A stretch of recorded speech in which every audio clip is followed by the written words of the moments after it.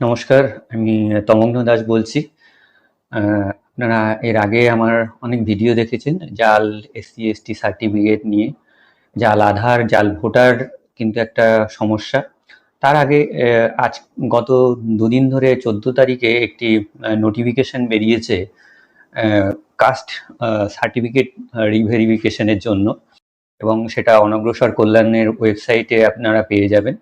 সেই ওয়েবসাইটে অলরেডি বলে দেওয়া হয়েছে যে প্রায় 1,69,00,000 এসসি/এসটি সার্টিফিকেট বেরিয়েছে। তার মধ্যে 1 কোটি প্রায় এসসি সার্টিফিকেট এবং 21 লক্ষ মতো এসটি সার্টিফিকেট রয়েছে, এবং তার মধ্যে রয়েছে ওবিসি সার্টিফিকেট প্রায় 48 লক্ষ। এবং এদের মধ্যে টোটাল এই 1,69,00,000 কাস্ট সার্টিফিকেটের মধ্যে প্রায় 48 লক্ষ কাস্ট সার্টিফিকেট দুয়ারে সরকারে তৈরি হয়েছে।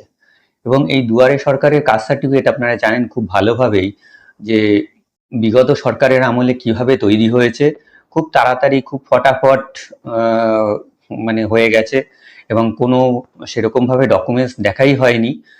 এবং সেসব সার্টিফিকেটগুলো আবার রিভেরিফিকেশন হবে। এই নতুন গভর্নমেন্ট এসে সেটা শুরু করেছে, এটা একটা আশার দিক। হ্যাঁ, কারণ প্রচুর প্রচুর ছেলে মেয়ে যারা এসসি এবং এসটি, তাদের যে অধিকার সেটা খনন হচ্ছিল এতদিন ধরে। এবং তার জন্য 2011 সালের পর থেকে যে সমস্ত কাস্ট সার্টিফিকেট বেরিয়েছে সেগুলোর আবার রিভেরিফিকেশন হবে। এবং রিভেরিফিকেশনের সময় যে দায়িত্ব এবং লায়াবিলিটি বলুন, সেগুলো হচ্ছে যার ইস্যুইং অথরিটি, তার উপরেই থাকবে। সুতরাং যদি কোনোভাবে রিভেরিফিকেশনে গাফিলতি পাওয়া যায়, তার দায়বদ্ধতাও এসডিও, ডিএম এদের যারা মানে আছেন এই কাস্ট সার্টিফিকেট ডিপার্টমেন্টে, তাদের প্রতি দায়বদ্ধতা থাকবে। ব্যাকওয়ার্ড ক্লাস ওয়েলফেয়ারের যারা স্টাফ থাকবেন তাদের ওপরেও দায়বদ্ধতা থাকবে। এর আগে থেকে আমি বলে দিই যে আমি কিন্তু কাস্ট সার্টিফিকেটের ক্যান্সেলেশনের সময় এমনও হয়েছে, দেখা গেছে যে কাস্ট সার্টিফিকেটের কোনো রিলেটেড কোনো ডকুমেন্টসই জমা পড়েনি, অথচ কাস্ট সার্টিফিকেট বেরিয়ে গেছে, এবং সেই রকম স্টাফ কিন্তু অ্যারেস্টেডও হয়েছে। তিনি হচ্ছে রিটায়ার্ড হয়ে গেছিলেন, তারপরেও কিন্তু তার নামে এফআইআর হয়েছে। এবং এই যে নোটিফিকেশন, এই নোটিফিকেশনে একদম বলে দেওয়া আছে এসসি/এসটি আইডেন্টিফিকেশন রুল অনুযায়ী তাদের পানিশমেন্ট হবে। যারা ফোর্জারি বা জাল ডকুমেন্টস দিয়ে এসসি এবং এসটি কিংবা ওবিসি যে সমস্ত সার্টিফিকেট পেয়েছেন, তাদের কিন্তু রিভেরিফিকেশন হবে এবং কাস্ট সার্টিফিকেট গুলো ক্যান্সেল হবে। এছাড়াও যাদের নাম বা বাবার নাম বা রিলেটিভের নাম এসআইআর এ বাদ গেছে, তাদের ক্ষেত্রেও কিন্তু একদম পুরোপুরি লিখে দেওয়া আছে মে বি ক্যান্সেলড। মানে যদি তাদের কাস্ট সার্টিফিকেট মানে ক্যান্সেল হওয়ার অনেক বড় বেশি চান্স রয়েছে, কারণ তাদের অলরেডি ভোটার আধার যারা প্রমাণ করতে পারেনি যে তারা ভারতীয় নাগরিক, তাদের ক্ষেত্রে কিন্তু এটা আরো বেশি মানে কি বলবো কার্যকর হবে, সেটা এই গভর্নমেন্ট বলে দিয়েছে। সবচেয়ে বড় প্রবলেম হচ্ছে যারা আমি মানছি হয়তো বাংলাদেশি অনেকে হয়তো অত্যাচারিত হয়ে এদেশে এসেছেন, কিন্তু এসেই সবার আগে মানে যে ধরনের পদ্ধতি, হ্যাঁ, এফআরআরও ডিপার্টমেন্ট আছে, ডিএম অফিসে জানিয়ে সেখান থেকে সিএ তে অ্যাপ্লাই করে সে সমস্ত ভোটার আধার বের করা উচিত ছিল, কিন্তু তারা না করে সেটা কি করেছেন, বিভিন্নভাবে বিভিন্ন দালালের মারফত দেখা গেছে সেই ভোটার আধার বানিয়েছেন।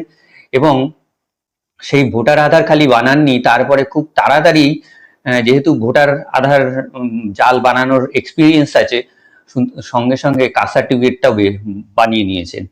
এই ধরনের কাস্ট সার্টিফিকেট যদি ধরা পড়ে যে কোনো জাল ডকুমেন্টস দিয়ে ব্যবহার হয়েছে, তাহলে কিন্তু তার এসসি/এসটি আইডেন্টিফিকেশন যে অ্যাক্ট 1994 সালের, সেই অ্যাক্ট অনুযায়ী কিন্তু পানিশমেন্ট হবে অবশ্যই। এবং একদম এর আগে এসডিওরা অনেক সময় কি করতেন, কাস্ট সার্টিফিকেট গুলো ক্যান্সেল করে দিতেন কিন্তু এফআইআর করতেন না, কিংবা ছেড়ে দিতেন, কারণ অনেকের কেরিয়ার বরবাদ হয়ে যেতে পারে সে সমস্ত লিটিগেশন যখন আসবে।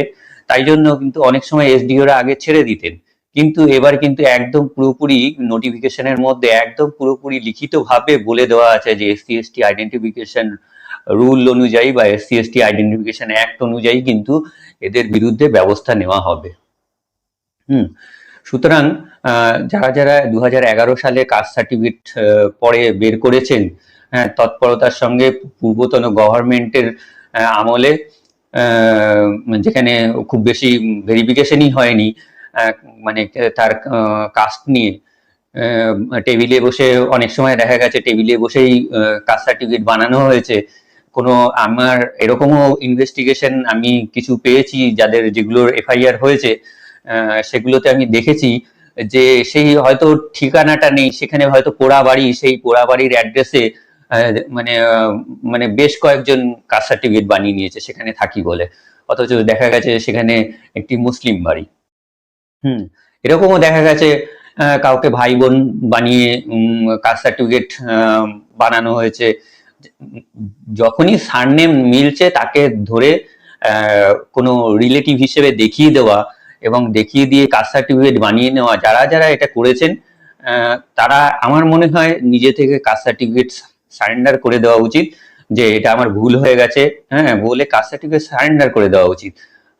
না হলে কিন্তু যারা এটা করবেন না আমার মনে হয়, তাদের কিন্তু আমার মনে হয় ভেরিফিকেশনের সময় বেরোলে তাদের কিন্তু মানে হয়তো আইনি ব্যবস্থা জোরদার হবে।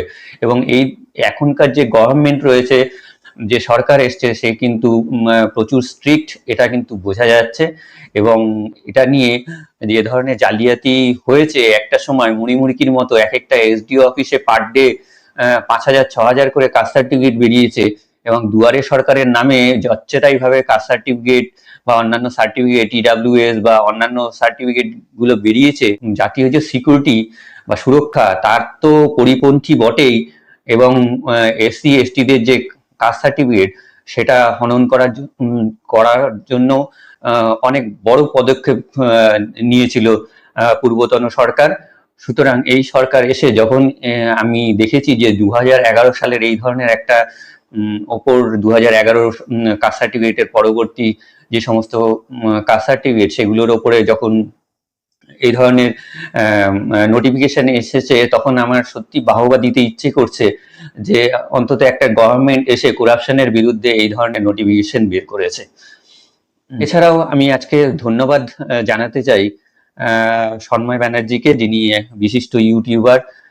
তিনি আমার কাজের জন্য খুব আপ্লুত হয়েছেন এবং আমার কাজকে খুব প্রশংসা জানিয়েছেন। তার একটি ছোট্ট ভিডিও আমি আপনাদের এর পরবর্তীতে দেখাচ্ছি। ঠিকানায় কত লক্ষ টাকা, কত কোটি টাকা হাতে বদল হয়েছে আমরা কেউ জানি না। আমি স্যালুট জানাই, ভালোকে চিনি না, তমগ্ন দাস নাছরবান্দা টাইপের মেন্টালিটি ভল্লক রিপোর্টে অন্তত বেরিয়েছে। RTI করেছেন, SDO-কে কমপ্লেন করেছেন, SDO-র অফিস থেকে কোনো কাজ হয়নি দেখে সরাসরি শিডিউল কাস্ট কমিশন পর্যন্ত গেছেন, সেখান থেকে কড়া অবস্থান নিয়েছেন। তখন বাপ বলে হাওড়া পুলিশ ছুটেছে এবং শেষ পর্যন্ত 4 জনকে গ্রেফতার করেছে, তদন্ত চলছে। 7 জনকে গ্রেফতার করেছে, তদন্ত 7 জনের জাল সার্টিফিকেট পাওয়া গেছে। আমি জানি না আরো কত 70 না 700 কত সার্টিফিকেট পাওয়া যাবে, আমরা কেউ জানি না। কিন্তু ওয়াই ইজ দিস? করাপশন হচ্ছে এবং করাপশনের বিরুদ্ধে লড়াই করতে চান, তাহলে অবশ্যই আমার এই চ্যানেলটির সঙ্গে জুড়ে থাকবেন। নমস্কার, ভালো থাকবেন।